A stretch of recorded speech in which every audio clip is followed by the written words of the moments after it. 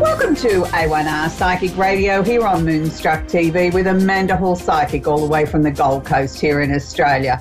I hope wherever you are around the world that you have been staying home, you've been staying safe, and more importantly that you're well and that your family and your friends are well. I know for so many people it's been such a huge time, a very tragic time for a lot of families. There's been so many deaths worldwide. You can't begin to imagine what families are going through. It's always a difficult time when you lose a loved one, but I can't begin to imagine what it would be like at these times where you're not able to go and sit by their bedside in the hospital, to be there with them when they're passing, and more importantly, you're not able to go and celebrate their life at a service or a funeral, and that must be the most difficult, gut-wrenching, heart-wrenching time of all as you try and adjust to losing somebody that you didn't think you were ready to lose yet, and I don't think we're ever ready to lose anybody. But to lose somebody in these sort of tragic circumstances because of this worldwide pandemic and virus that we still aren't on top of. I mean, look, there's so many theories out there and so many different ways you can look at it. But the reality is people are still getting sick and people are still losing their lives, and we all have to stay home. And that's the reality, and that's the new normal for the moment.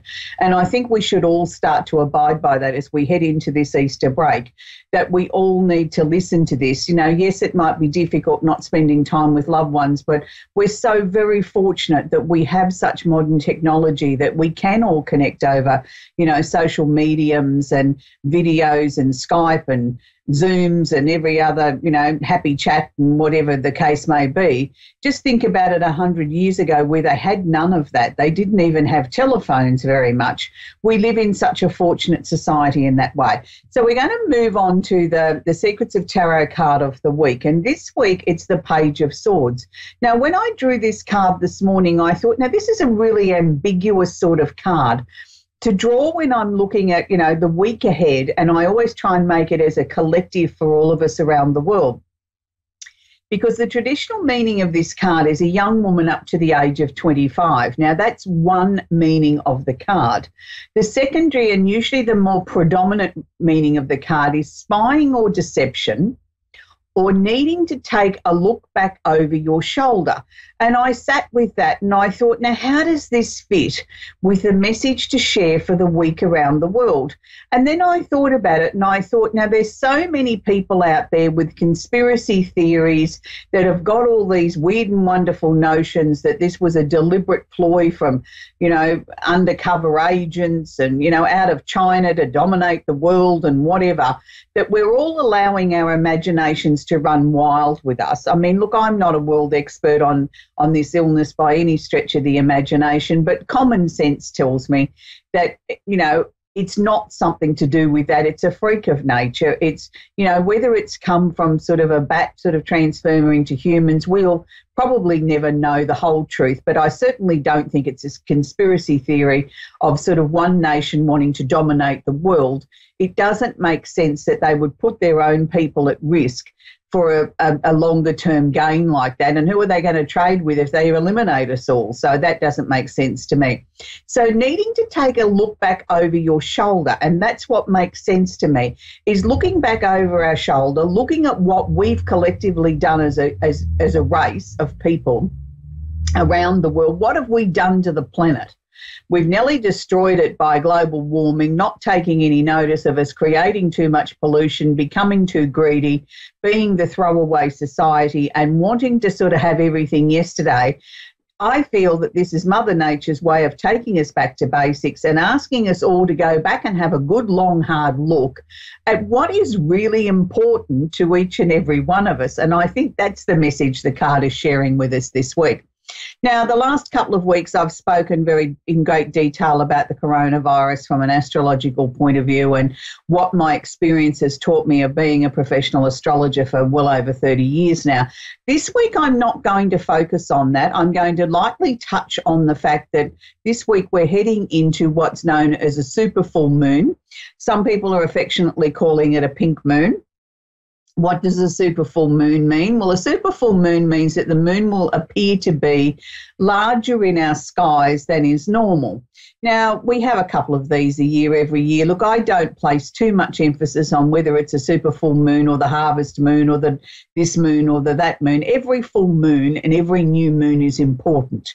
They all stir up some sort of cycle in each and every one of us, whether we want to admit it or not. So why is this particular full moon so important? So let's first off run through the dates. The dates will be 8th of April 2020 or April 8th if you're in the Northern Hemisphere. So for those of you in the Southern Hemisphere and in my part of the world, the full moon actually peaked last night. For those in the Northern Hemisphere, it'll be in the next 24 hours. So when we have a full moon in the sign of Libra, which is where it is now we know for a fact any time that we have a full moon, it's asking us to release and let go of collectively things that have old, outworn, no longer any use to us, and that we want to release out to the universe and sort of, it's like emptying a bucket of water. We're emptying out what we no longer need. Then we look at the energy that the full moon is in. So the full moon is in the actual opposite sign of where the sun is. So it's in Libra. So it's asking us to balance the scales. It's asking us to find the truth in the matters that are affecting us. Now, by that, I think we all need to take a chill pill. We need to calm down a little bit and start to look at what is going on in the world, what's going on in our little world, and collectively what's going on out our front doors. So at the moment, for most of us around the world, we're in some form of lockdown or isolation. We're not able to go about our day-to-day lives in the usual fashion that we do. It's a big, exciting experience now to go to the supermarket and purchase some groceries. That's the highlight of your week, the time that you're allowed to hop in the car and go out and be in some way semi-normal. And just prior to the show, the producer and I were having a laugh about that, to go down to the supermarket is a big deal now, and you get all gowned up and gloved up and face masks, and it's a very surreal sort of experience. And he suggested that maybe I should wear a face mask on the show and call it the coronavirus show. And I said if I did that, nobody'd be able to understand me. And we're not trying to make lighthearted of what's such a terrible tragedy, but what we were talking about was it doesn't matter where you are in the world, everybody's lives are very different. So this brings me back to the full moon. It's a time now where we have to sort of really start to ask, what is our truth out of all of this situation, and how can I best handle that? For those of you that are regular viewers on the show, you will know that I have a process. I always like to work on a 7-day cycle. Now, I work on 2 days before the full moon, which would have taken me back to the 6th of the month. I would start burning my full moon candle and my air sign candle. Then I burn it for 3 days of the full moon, and then 2 days on the departure. Now, I always write a little list about what I want to release and what's completed in my life, maybe in the last month, or coming, if it's been a longer term project, things that are now coming to a completion. Now, I must admit, this week on the full moon, I haven't focused on the full moon as such. I've done a little bit of work with the full moon and sort of, lit a candle for a couple of days leading up to it, and on the day of the full moon, to release what I believed collectively as a globe, we need to release what is old, what is worn out, and the things that we need to release so that the planet can start to heal. Now, I'm not going to focus on the big candles in the full moon. I'm only going to promote the gift box set this week, where I put the air sign candle either side and a full moon candle in the middle, because this week I've been focusing more on something else we're going to talk about in a little minute. I'm not saying that the full moon's not important, and I'm not saying don't work with it, and it doesn't matter. You don't have to have my candles, like any candle. And write down your little list of what you want to release, and then just let it go. Send it out to the universe. And I think collectively as a globe, I think we can all try and release this virus out into the never, never, and say we've all learnt our lessons. Let's be happy to release this now. Let's send it on its merry way. Let's get some answers. Let's get some definitive answers, a cure, a vaccine, whether it be existing drugs that we already have in the marketplace that can help stave off the death toll around the world. This is what I think we can collectively do as a globe. Now, the candle that I have been burning for most of the last couple of weeks, and I toyed with the idea whether or not I will talk about this one on the show, because it's called the Candle of My Angel in the Sky. Now, it's a candle that I designed a few years ago specifically for us to be able to burn to remember and honour our loved ones that are no longer with us. And what I've been doing is burning this candle for all the families around the world that have had such tragedy and loss and have lost somebody during this terrible pandemic around the world.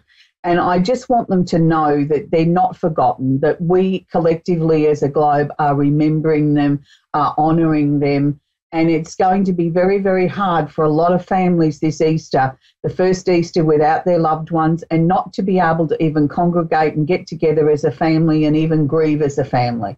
So this is certainly what I've been doing, is burning these candles every waking hour that I'm awake, to try and sort of send some sort of calm, some sort of peace, some sort of solace, I suppose, to the families that have lost somebody, because it is incredibly hard when we lose somebody under normal circumstances, let alone under something like this that none of us could have predicted was going to happen. And I do say that none of us could have predicted this. And I know many people would disagree with me on that and say, oh, well, a good astrologer or a good this or a good that should be able to predict these things.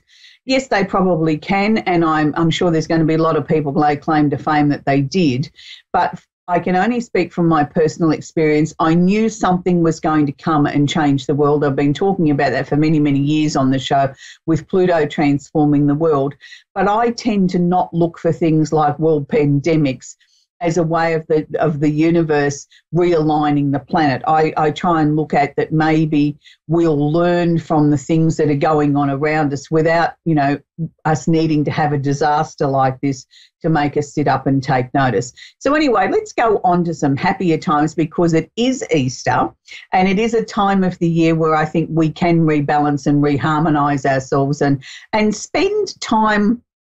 Well, this year, not so much with our loved ones, but we can do it by Zooms and Skypes and everything like that. We can still make this an eventful Easter. So we're going to take our first caller, which is Lindsay at Warren Point in Northern Ireland. Are you there, Lindsay? I am, yes. How can I help you, sweetie? Do you have a question I can answer for you, Lindsay? I guess it was more just a query of Emily. She sort of said that you've done tarot readings from that there, so it's just to see if there was anything popping up or that you were feeling drawn from myself. Okay. All right, look, I feel that there's been some changes around you in the earlier part of this year, and obviously, you're going through a difficult time like the rest of us are around the world as we reorganise ourselves with the new normal in our lives. But I feel for you, there's going to be what I term some light bulb moments where you're going to have some thoughts that are going to come into your mind and you're going to go, oh, I hadn't thought about things like that in quite that way before. I hadn't looked at it in that way. I hadn't thought about it in that way. And these are going to give you some answers to questions that I think that have been in the back of your mind for a very, very, very long time. And it's like finally getting all the pieces to your life and putting them into the jigsaw puzzle and sort of saying, well, that's now complete, this is now complete. And when we come out the other side of what's going on around the globe, I think you're going to be in a much stronger position where you're going to be able to look at your life and say, now I know who I am, why I'm here, and what I can best do to fulfill what I believe is my soul's purpose here on life, in my journey. And that's a good thing. But I want you to also be aware there may be some peculiar things that are going to happen, and you're going to say to yourself, look, I've never really been a person, I'm not saying you don't believe in the afterlife or the fact that our dearly departed can make contact with us, but I don't know that you've ever really experienced before literally like a vision of somebody that's passed over standing in front of you that you could almost touch them. And it's sort of like there's going to be a couple of experiences like this, and I want you to be prepared for it. I don't want you to sort of think, oh, my heavens, I must be imagining things. Just go with it. Look, they may not necessarily say anything to you. You may not even recognise who they are. What I want you to do is try and get a photographic snapshot in your mind of what they looked like, what clothing they were in, how tall they were they fat, were they thin, were they wrinkled, were they young, were they old, and then write that information down, because I feel that there's going to be some very significant messages that will come from this. These particular visions that you're going to have may not sort of say anything that gives you a message at that time, but it'll be as you're sitting there contemplating the information you've got written in front of you, that other thought patterns, other ideas, other things are going to be put into your mind. I want you to have another piece of paper or another pad there to jot those down as well, that you can then sort of start to put the pieces together, because I feel that there's a real awakening going on in your life at the moment, where you're opening yourself up psychically on many, many levels. And each and every one of us are psychic in our own ways. It's just some of us choose to sort of exercise it or develop it more than others. And for some people, it just happens out of the clear blue sky. It's sort of just all of a sudden I woke up one day and I was different. And we didn't sort of see the transition or feel the transition. So for me, this is going to be sort of like really ramping itself up, coming to you very quickly. And I feel it's going to be sort of, at the same time as it's unnerving, it's also going to bring a calmness into your life that I don't know that you've ever experienced anymore. And it's like, well, okay, I know I can deal with anything that life throws at me. It's like I'm walking through life now feeling as if I'm protected in some ways, and I'm not doing it alone. Even though, I might be in a room full of people, we can still feel lonely. But this is sort of like there's a lot of passed over spirit energy that's going to connect with you and stay with you. So I think the next few months, Lindsay, are going to be sort of quite profound. And I think there's going to be lots of answers to lots of questions, and also lots of new ideas and lots of new hope and new things that you'll be able to share with family and friends and other people. But I think by the end of this year, you're going to be a very different person to what you were at the beginning of this year, but in a very, very positive way. So all I can say to you is just keep an open mind. Don't sort of look at sort of making any solid decisions just at the moment if you don't have to. Just go with the flow and see what unfolds. And I know that you're going to end coming out the other side a much different, a much stronger person with a completely different view on life. So I wish you well, sweetheart. We're going to go to Miranda in Bradford in Ontario, Canada. Are you there, Miranda? I am. Do you have a question I can work with, please, Miranda? I'm kind of looking at maybe connecting with my mom who's passed. Okay, Miranda, because we have such limited time on the show, I'm not necessarily be able to guarantee you I can connect with your mum. Do you have a question that I can answer for you, something that's troubling you or something that you need an answer to now? And if she chooses to chime in, I will let you know. Okay, maybe just something about future family-wise, job-wise. Okay. All right. Family-wise at the moment, I think that there's going to be a number of changes going on in the family over the next 3 or 4 months. And I think that's to do with, things that the way that they're changing around the world. But it's interesting because your immediate family seems to be sort of almost like, yes, I need to look at my own stuff, but then I'm also more collectively looking at how everybody else is. So I think it's going to be a real adjustment time as everybody comes to terms with what being at home and being in such close quarters means to everybody. But also at the same time, I think there's going to be a new bond that's going to come through. Was your mum very big on the family unit? Was that a really important thing to her? More so with her and her children, yes. Yeah, because she's showing me, I've got a woman there that's really smiling, saying, like this is heartwarming to her to see that everybody is sort of reconnecting, reestablishing, bonds that were sort of not necessarily lost, but were sort of we didn't put as much energy or effort into because our lives were so busy. She's really happy that everybody's starting to reconnect and sort of have some honest conversations and sort of really understanding what family means and how important it is. So, she's certainly around you all the time. She's certainly not backward in coming forward, letting you know if she's not happy about something. And that can just be sort of a feeling like, oh, mum wouldn't have been happy about that. And it's sort of like you think, well, hang on a minute, this is my life and I can do what I want to do. But just be aware she's still with you. She's still around you very, very strongly. And she's sort of waving this piece of paper at me that says it's not the time. So I'm taking from that she's sort of feeling it's not the time to be sort of considering or thinking about changing your job. It's like she's got a list in her hand of other things that are more important that have got to be done before that. It's like it's not the time is what she keeps telling me. So, yeah, okay, it's not the most conducive time to be looking for another job. I mean, yes, that makes sense, but I don't think she's even looking at it from, this virus point of view. I think she's talking about even if that wasn't there, it's not the time. There's other things that need to be worked through first. She's showing me the month of August that from then things become a lot clearer. Things become sort of like, it's like you can look into the bottom of the lake and everything's very, very crystal clear, where before the waters were murky or you couldn't see where you were actually going. So I just sort of feel over the coming months you're going to get lots of different ideas and thoughts and things like that coming into your head, but you'll know if mum's not happy about something. It'll be a really strong sort of feeling, or you'll feel uncomfortable and you'll think, oh, gee, I better not do that.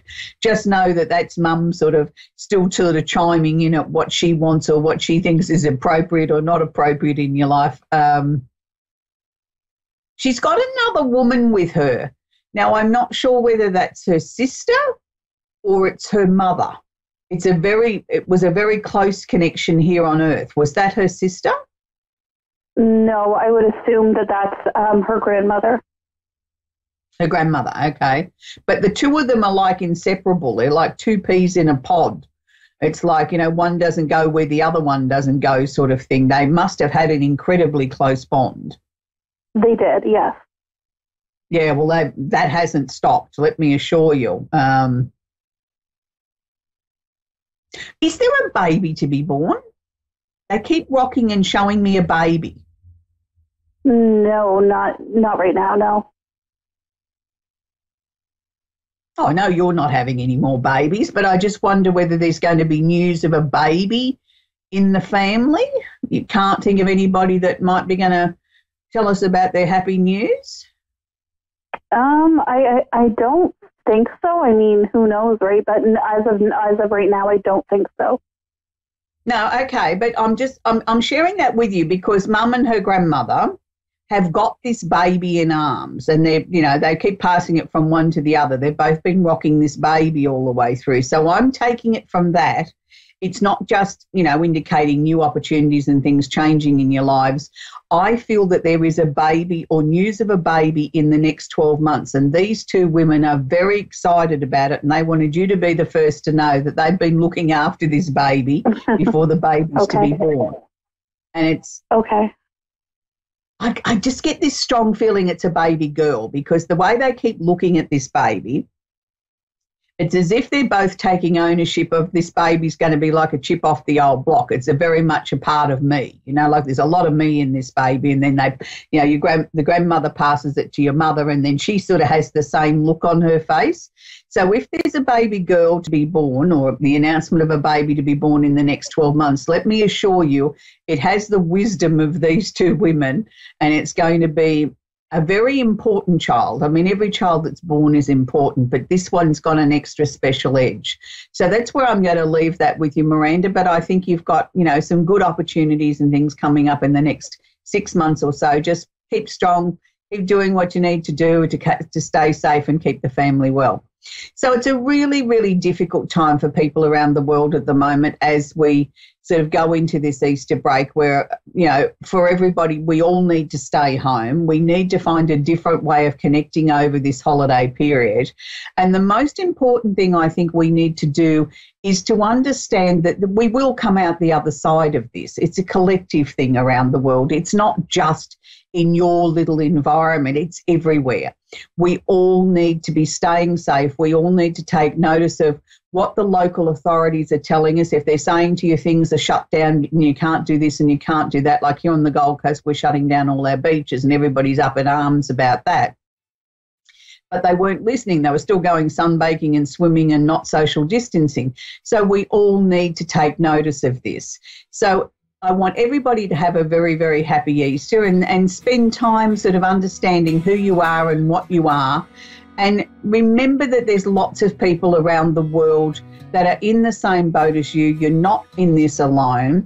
And before we go, I want to mark the occasion by saying, you know, in the next few days, it would have been David Cassidy's 70th birthday. And I know there's lots of people around the world that had lots of special events planned to mark this occasion, and they've all been put on hold because of the coronavirus. So I think in respect to everybody, and I think we can all sing together, come on, let's get happy. I think that's what the theme of Easter this year should be. Come on, let's get happy.